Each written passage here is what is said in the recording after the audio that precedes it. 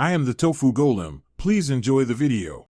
You start by opening Settings and moving directly to Accessibility so you can act now.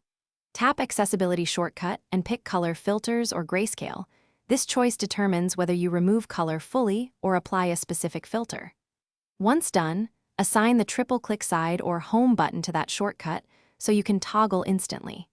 Make sure to confirm the option is checked, then test the shortcut once to ensure the system recognizes your input and is ready for the next step. Now you activate color filters directly under Display and Text Size. Go there and toggle color filters on so the change takes effect immediately.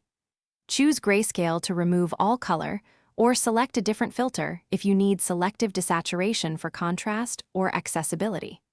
Once selected, adjust any intensity or related controls to fine-tune how colors are mapped to gray tones. Make sure to test several apps and the home screen so you see how the finish by using the triple-click shortcut to toggle grayscale whenever you want without digging into settings.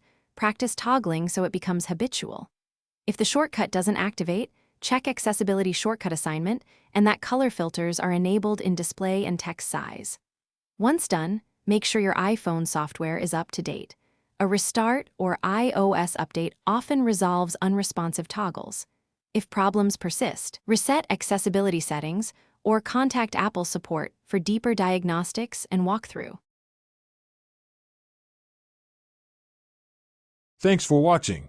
Consider subscribing if we helped you today.